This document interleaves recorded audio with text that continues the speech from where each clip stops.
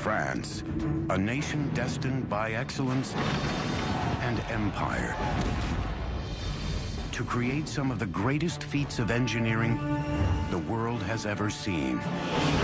France was led by rulers who compared themselves to gods and who waged bloody warfare across the continent. Their quest for perfection drove this nation to build on an unimaginable scale. Notre Dame is a structure of breathtaking innovation. But their wretched extravagance led to revolution, bringing the empire to the brink of ruin. From the chaos emerged a conqueror for the ages. Napoleon was a force of nature. His single-minded goal, empire on the scale of Rome.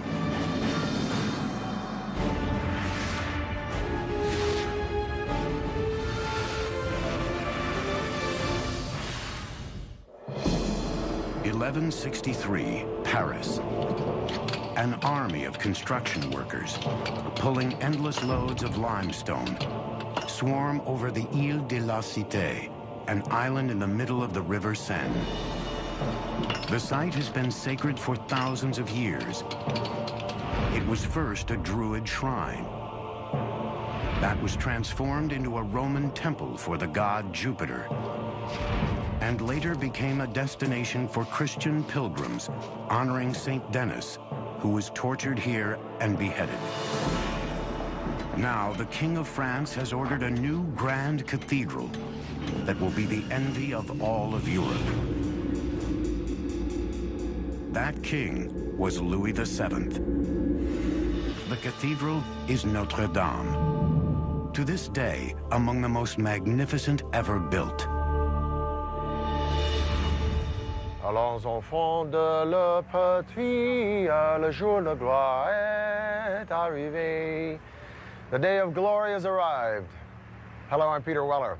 I learned the Marseillaise, perhaps the world's most passionate national anthem, about 15 years ago when I decided to take some time off and come here to the streets of Paris and retrace the steps of the French Revolution.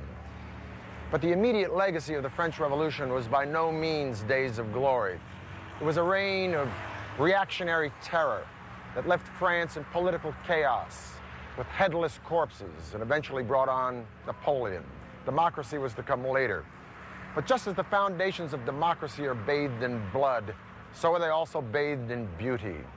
And the glory and beauty of France endure in its invention, innovation, in the arts and sciences, in its civil planning and architecture, and in its incomparable facility to build, like a cathedral.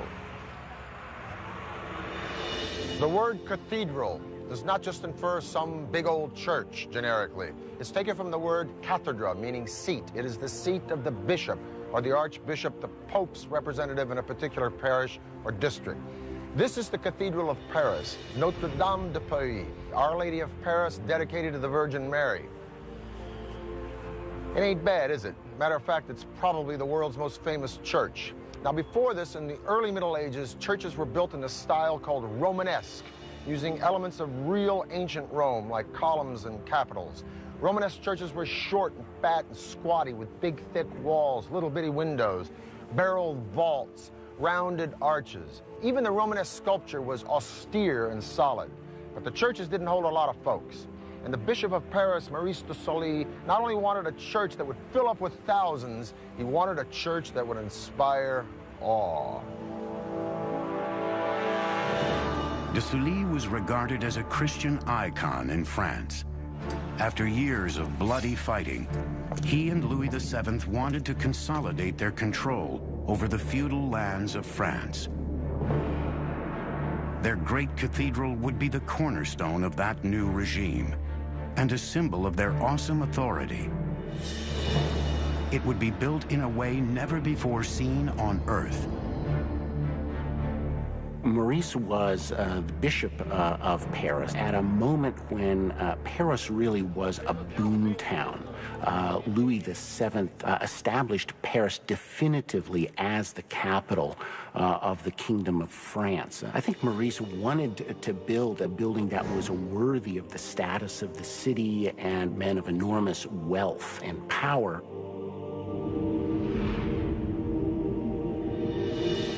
The 2 centuries from the 1100s to the 1300s that it took to build Notre Dame, from soup to nuts, is a period we call Gothic. But originally, Gothic was a disparaging term. Isn't that always the way when the next generations don't like anything that came before? Gothic falsely meant of the gods, or barbaric. But Gothic is majestic, with tall decorative spires and thin lancet windows and round rose windows and stained glass, and huge, massive piers inside, wide naves. When you think Gothic, think vertical.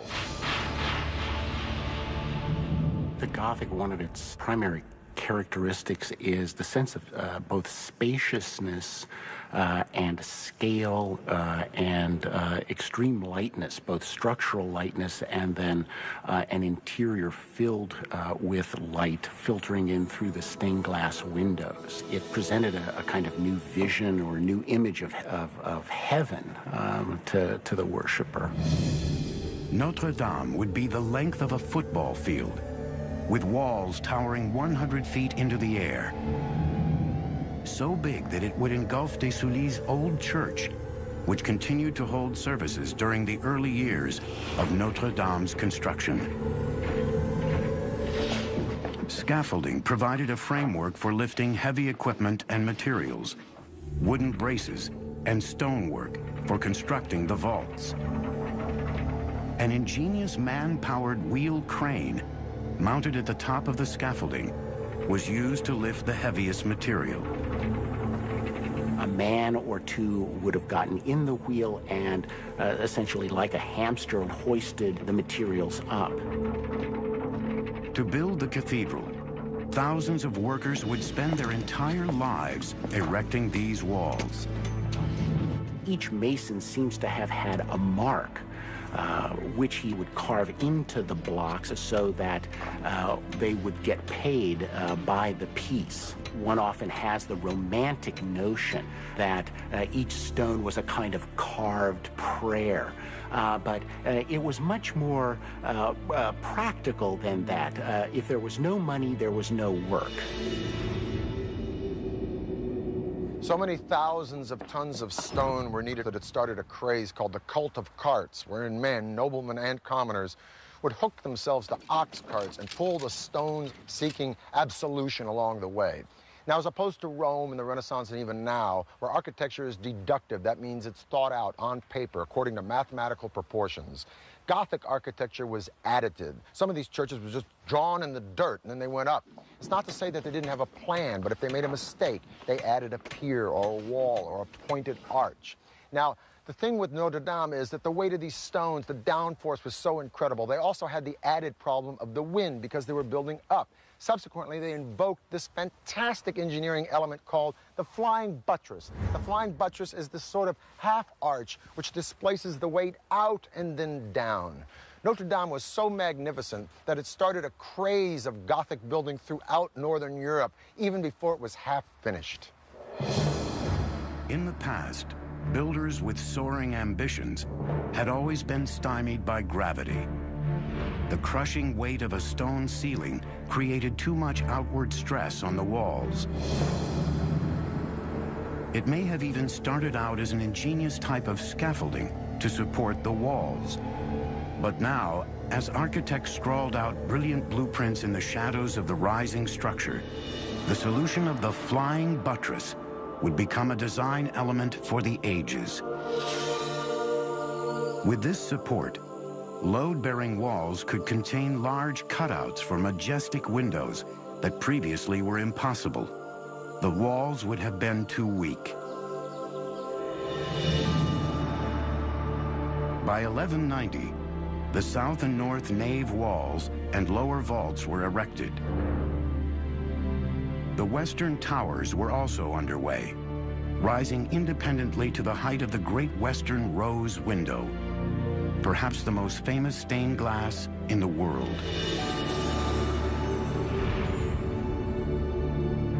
By 1196, in failing health, de Sully was determined to make Notre Dame Europe's most extraordinary cathedral, even if he wouldn't be around to see it. Maurice de Sully, in his will, left money for the roof of the cathedral, and through his generosity left his mark on his beloved church. The Cathedral of Notre Dame was finally completed in the mid-14th century, nearly 200 years after construction began. It was the symbol of an empire on the rise. Its grandeur and beauty was a harbinger of the power and glory to come.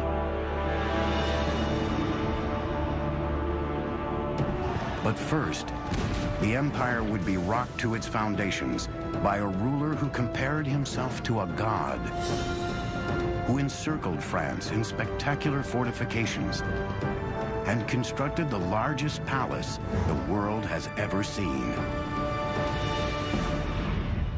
The Neo-Gothic National Cathedral in Washington, D.C. has a piece of moon rock from Apollo 11 set into its southern stained-glass window. 1648. France has a new ruling family, the House of Bourbon. The country has just emerged from centuries of bloody warfare and devastating bouts with the plague. The new king is just 9 years old. His name is Louis XIV. Louis begins his reign at a time when the nobles who had lost their bid for power won't let bygones be bygones. And with a young boy in control, they spy an opportunity. The nobles revolt, forcing young Louis and his family to flee into hiding. But the royal family regains control. And Louis vows he will never let anyone challenge his authority again. As the boy grew into a young man, his famous taste for the extravagant grew too, especially his massive construction projects. Unlike Notre Dame, a testament to God, Louis was determined to build a monument to himself. In a radical break with past kings, Louis takes absolute control by moving the seat of government out of Paris and setting it down in a small town 13 miles south called Versailles.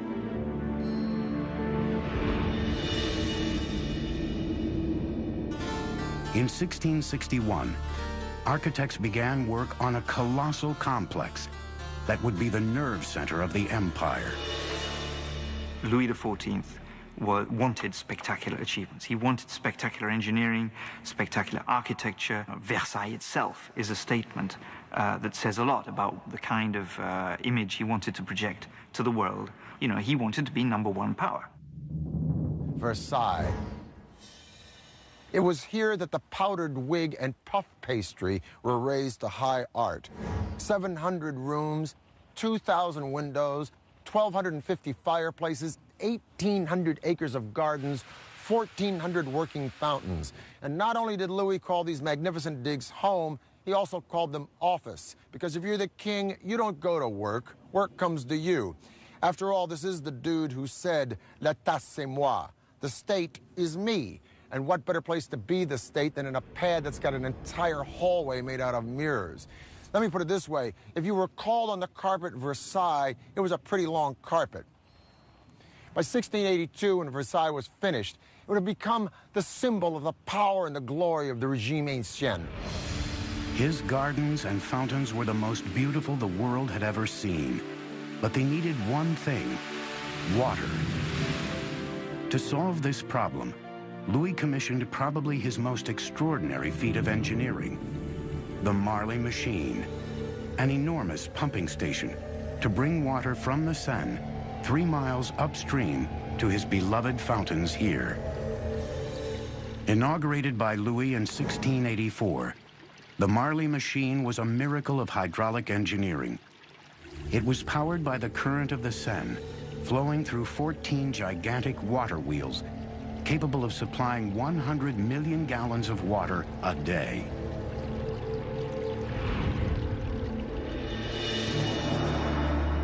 In his mind, Louis now transcended mere mortality. He identified himself with Apollo, the Greek god of the sun, and adopted a new name, the Sun King. While Louis XIV was securing absolute power at home, he set his sights on the rest of Europe. Louis XIV was an aggressor in a Europe that France was already the leading power. To achieve his dreams of empire, the French monarch turned to one of the world's greatest military engineers, Sébastien de Vauban. Vauban showed his brilliance in the battlefield with a revolutionary strategy of attack, the parallel trench method. It would save lives and change the way wars were fought for hundreds of years. 1673. Vauban would put his parallel method of attack to the ultimate test. Under gunfire, at the siege of the Dutch fortress at Maastricht. Vauban stationed Louis's troops along a first trench running parallel to the fort and 600 yards away, out of cannon range. The parallel trenches moved forward until Louis's artillery was near enough to fire breaches in the walls of the enemy fort. His technique worked perfectly. The French troops swarmed through the breaches, overwhelming the Dutch defenders.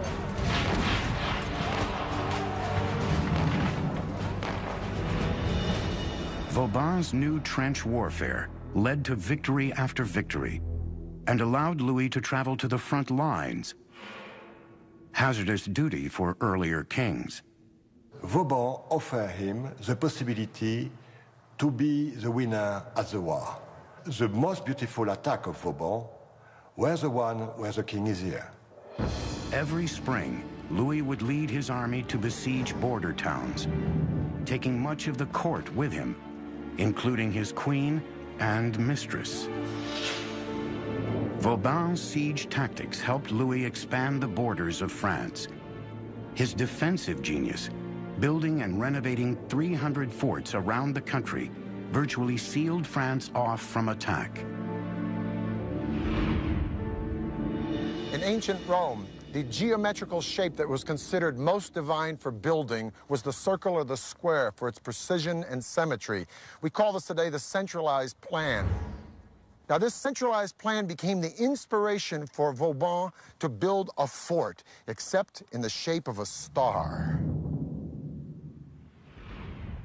But the real genius of Vauban was that he could adapt these forts to any terrain. He could read the valleys and the rivers and the cliffs and build his trenches and moats and walls to maximum effectiveness. He could eliminate blind spots where offenders could hide, at the same time giving the defenders the best vantage points in which to return fire. What Vauban gave to the Kingdom of France is the fact that during 150 years after him, never the war became inside the territory of France. The war was always outside. That's very good for the king. But Louis's unchecked spending on hundreds of forts left the country on the verge of bankruptcy. Vauban offered the king a simple solution: tax the nobles, not just the peasants. His treatise was rejected, but the idea would come up again 100 years later in revolution.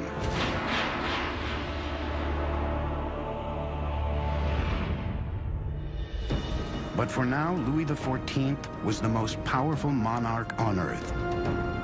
With his European expansion underway, he would set out to dominate the seas with a passage from the Atlantic to the Mediterranean, a passage no one believed could ever be built. The First World War officially ended in 1919 when Germany signed the Treaty of Versailles, in the Hall of Mirrors. Louis XIV tamed nature just like he did empires. He pulled these parks and gardens of Versailles right out of a marsh. He spared no expense in diverting the rivers around Versailles to fill up these 1,400 fountains. But while these fountains were being designed, there was a salt tax collector named Pierre-Paul Riquet who had water dreams of his own. He dreamed of connecting the Mediterranean Sea with the North Atlantic Ocean with a waterway that would cut all the way through France.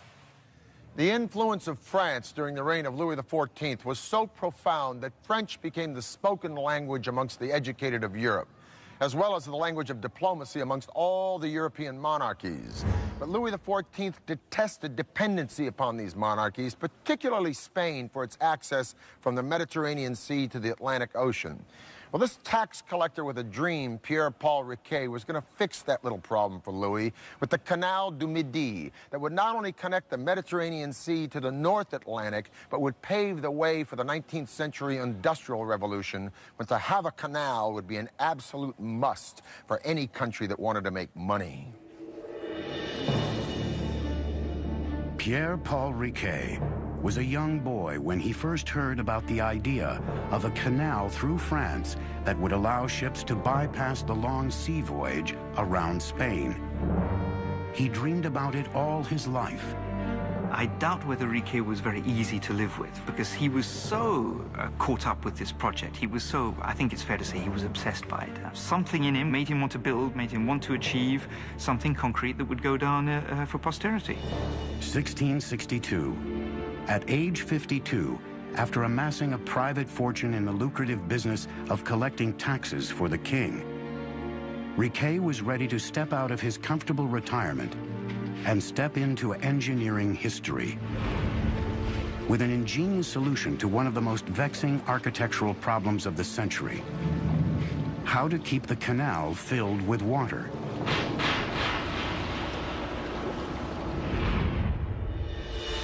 Riquet discovered a series of rivers that could be channeled to feed the canal at its highest point. But he'd need to control the water flow year-round. It was going to be dry during the summer. So Riquet understood you needed to get a big volume of water as a reservoir. And the site was found, which was the Saint-Ferréol Dam. And that was absolutely spectacular. That was the key to the whole project. A reservoir. It was a stroke of genius. Riquet had solved the dilemma that no one could before him. There was just one small problem. To supply the canal with enough water, he would have to build the largest dam the world had ever seen. It would stand 105 feet tall and have a thickness of more than 450 feet. Behind it, a 2 billion-gallon artificial lake. The Bassin de Saint-Ferréol would collect water from several sources. It may have looked good on paper, but there was only one man in the world with enough money to foot the bill for Riquet's bold project. To get to the king, Riquet had to find a way to his all-powerful finance minister, Jean-Baptiste Colbert. He sketched out his blueprints and presented them to Colbert. Colbert instantly recognized its potential to provide revenue and fatten the nation's coffers. The next step was to convince the king, who liked the idea. The canal would be a grand project worthy of his reign. Louis XIV acutely realized the potential of architecture to establish an image that would embody not only his personal authority and status, but also that of the Kingdom of France that he ruled. Even so, Riquet had to stake his own savings to pay for 1/3 of the project before Louis would give his approval.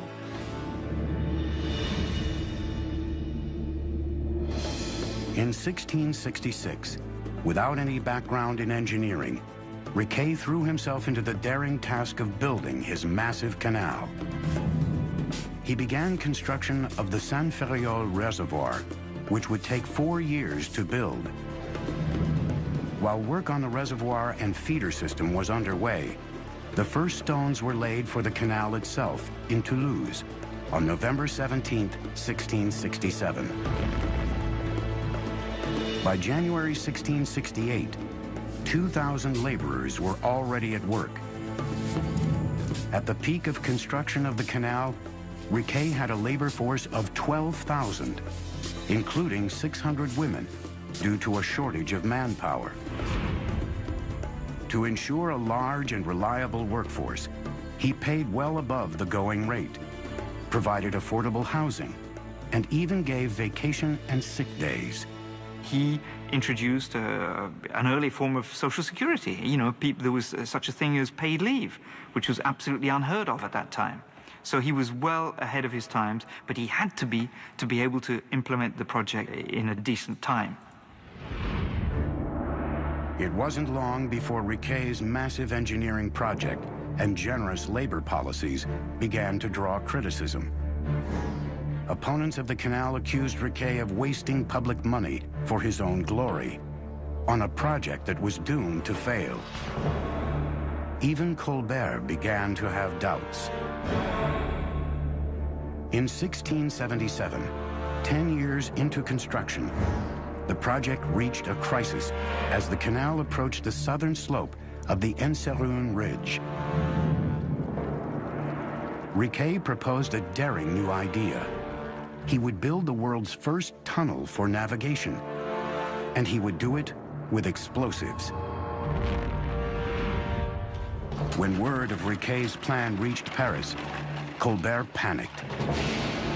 He ordered all work on the canal stopped until a panel of experts could investigate.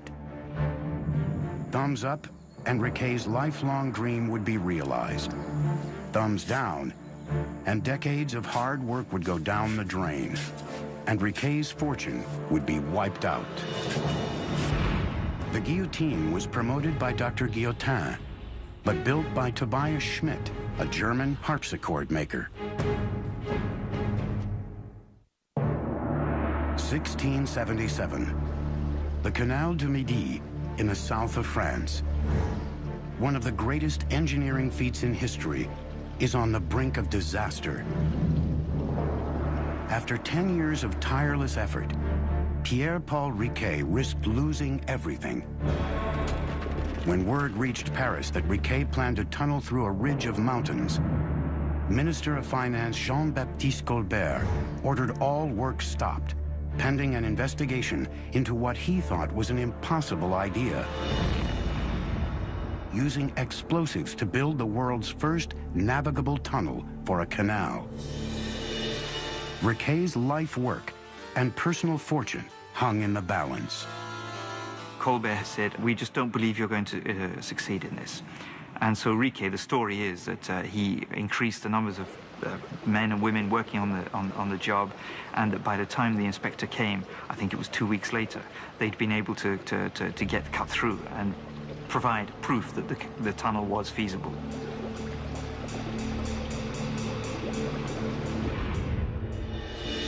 For 15 years, Riquet had faced every conceivable obstacle, natural and man-made, to build his beloved canal. But now at 76, he was exhausted. On October the 1st of 1680, Riquet, gravely ill, called his son to his bedside and asked, "Où est le canal?" Where is the canal? His son responded that it was only about 3 miles away from the sea. Riquet passed away. The canal was opened 8 months later, 8 months too late for his creator to see it. On May 15th, 1681, the Canal du Midi opened for business.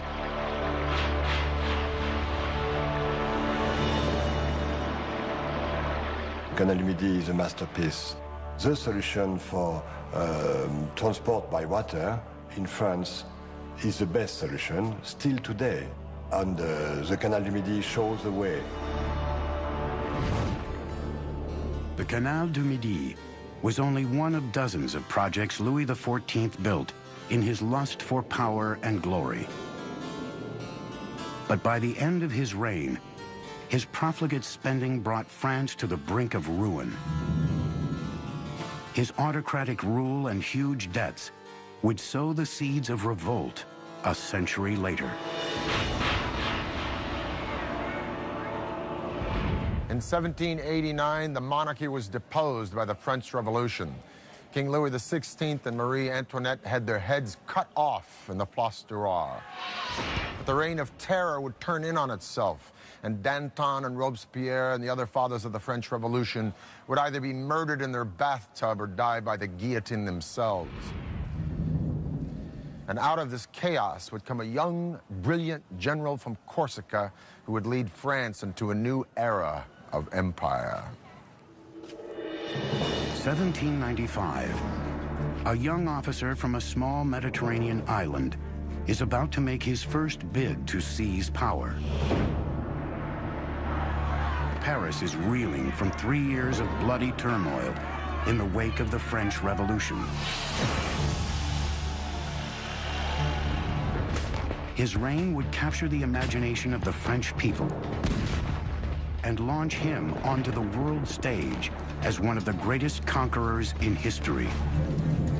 His name is Napoleon Bonaparte. Napoleon was a force of nature. Audacity was his middle name. Napoleon imposed himself upon Europe with such force that he goes down in the annals with Caesar and few others. Napoleon's rise was lightning fast. From the head of the Army of the Interior to commander-in-chief of the forces in Italy in just 1 year. In 1796, Austria attacked French troops in Italy, and Napoleon took a disaffected and undernourished army and turned it into a veritable force. He beat Austria in battle after battle, eating up most of northern Italy, finally even bringing that serene Republic of Venice to its knees. When Napoleon returned to Paris, he was a star, and then he started to take over. But believe me, after 10 years of the blood and guts of the French Revolution, the people of Paris and France were ready to say, "Praise the Lord." In 1804, Napoleon was crowned emperor at Notre Dame. It is said there's a preparatory drawing of Jacques-Louis David of the event where Napoleon's taking the crown from the Pope and crowning himself. He also turned to his brother and said, "If Daddy could only see us now."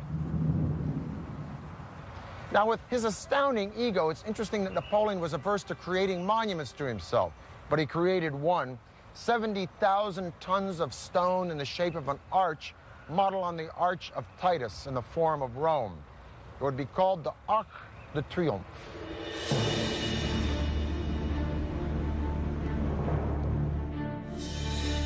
In 1809, Napoleon chose architect François Chalgrin's design for his triumphal arch. For a site, Napoleon decided on the end of the Avenue des Champs-Élysées, in the Place de l'Étoile. The structure would consist of a simple arch with a vaulted passageway, 98 feet high and 49 feet wide. In all, 164 feet high and 148 feet wide. The arch would be twice as big as its inspiration in Rome.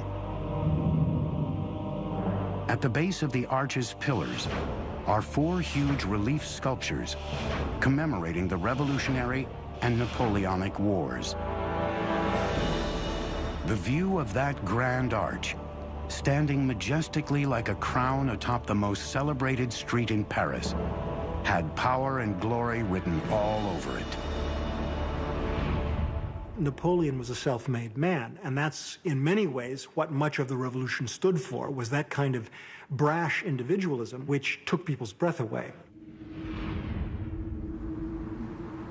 By 1812, Napoleon had conquered most of Europe, but then the boy bit off more than he could chew. He invaded Russia. The rest, as we say, is history. Poor supply trains, harsh winters, the resiliency of the Russian people, Napoleon was defeated, forced to abdicate, and exiled to the island of Elba.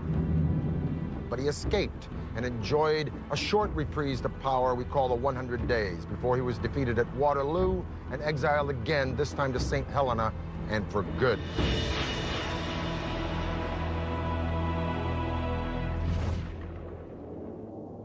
Perhaps in respect and awe that the French felt for Napoleon, they continued the work on the Arc de Triomphe until it was finished in 1836. And the Arc de Triomphe would stand as the emblem of France until a wiry, bizarre skeleton of a building made out of iron would change the idea of an urban skyline forever. The Arc de Triomphe would tower over Paris for another 50 years before succumbing to a spire that would seize the imagination of the world.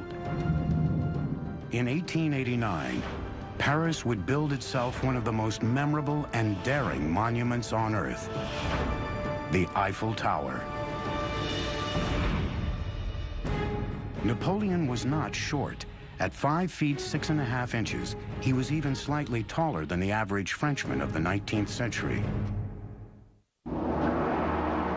In the years after Napoleon's defeat, France survived 3 bloody revolutions in its turbulent move away from kings and emperors toward democracy. The 1880s marked the zenith of the French Empire, a colonial superpower covering 1/3 of Africa, Indochina, and a wide swath of the Caribbean. The International Exhibition of Paris of 1889 was designed to celebrate the centennial of the Revolution and establish a new era of power and glory for France. The French government chose a grand centerpiece for the expo, an epic 1,000-foot tower, a bold symbol of optimism and self-confidence. The Minister of Commerce, Edouard Lacroix, saw it as a symbol of progress, where he said humanity gravitates endlessly upward. A design competition considered 100 proposals, including one from the engineering firm of Gustave Eiffel. Since the 1830s, engineers had been trying to build such a tower without success. Eiffel's international reputation as a superb builder of enormous bridges and megastructures, and his elegant design for the tower, made him the easy winner. But Eiffel's tower didn't please everyone. As soon as his design plans were made public, there was an enormous outcry from Parisian artists and intellectuals. It was claimed that it was ugly, it was industrial, it was useless. It was a travesty to the Parisian landscape, which contained all sorts of wonderful classical structures. Today we take the Eiffel Tower for granted, but if you think about it in its time, this thing was pretty bizarre. Gustave Eiffel was about to transform the concept and appearance not only of a civil structure, but an entire city skyline. This thing was going to be the forerunner of the skyscraper, and a lot of folks in Paris didn't dig it. Just like 100 years later, they didn't particularly like the pyramid from IMP in front of the Louvre. But with the Eiffel Tower, it wasn't just the city do-gooders, but serious architects and writers voraciously lobbied against it. Guy de Maupassant supposedly said, "I'll eat there because it's the only place in Paris where I don't have to look at the thing." The tower would be 985 feet tall, the tallest man-made structure in the world.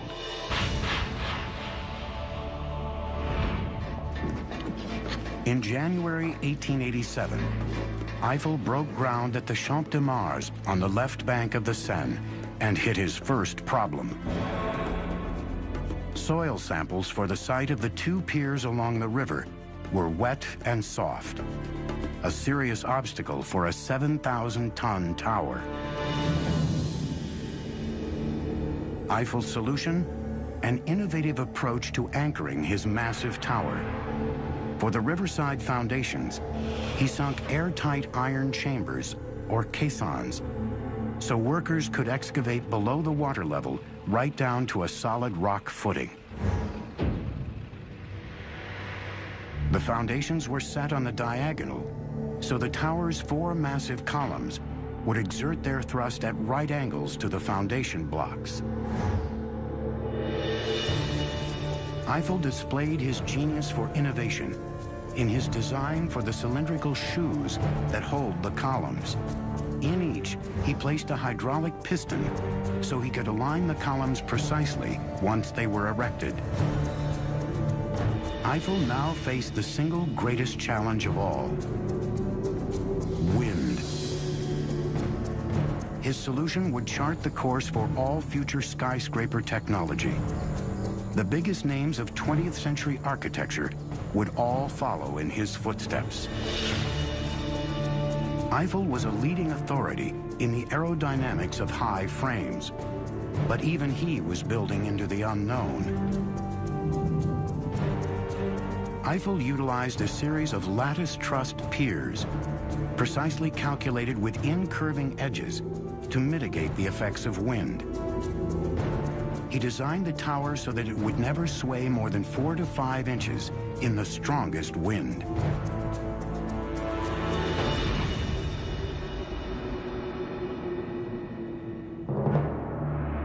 On July 1st, 1887, the tower began to rise. Huge pieces of the iron structure were hoisted into place by steam-powered cranes. 2/3 of their rivets were inserted in the shops to allow quick assembly on the site.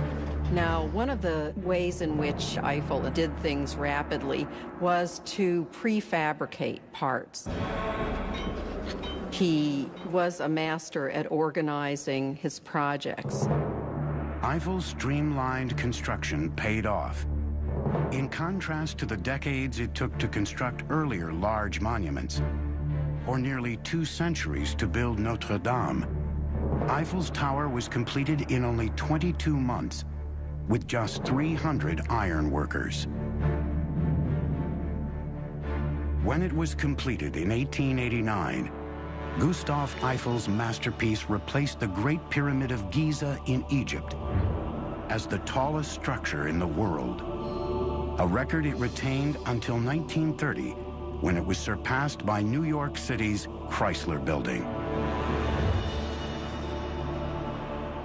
What's wonderful about the Eiffel Tower is that it so horrified the French for the first few years after it was built.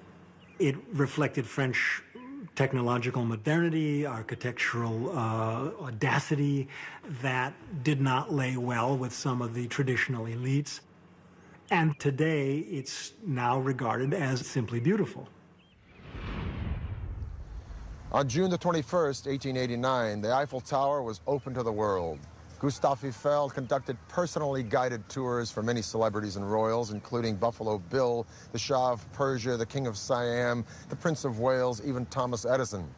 Young women bought dresses called Eiffel climbers. The tower was the hit of the exposition, attracting almost 2 million people.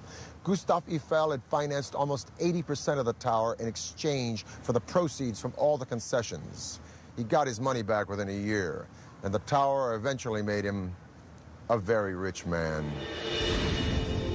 The Eiffel Tower symbolized an ideal Republican society, that is, the towers made up of many small pieces that interconnect and mutually support each other, all people from all walks of life mutually supporting each other in a democratic government, holding up the republic and moving it forward.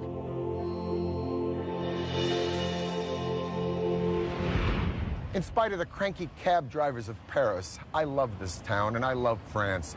And then again, cab drivers are cranky anywhere.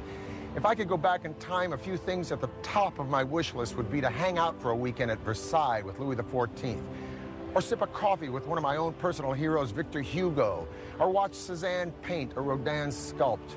As it is, I'm quite content to take my coffee looking up at Notre Dame, or staring at the stained glass of Chartres Cathedral, or gazing up at the Eiffel Tower and wondering how in the heck did they get only 11 pounds per square inch at the greatest points of stress on that thing. The grace and the style and the sophistication of the French have persisted from Charlemagne right into the 21st century. How do they do it? Well, some say it's arrogance. Personally, I think it's confidence. Vive la France.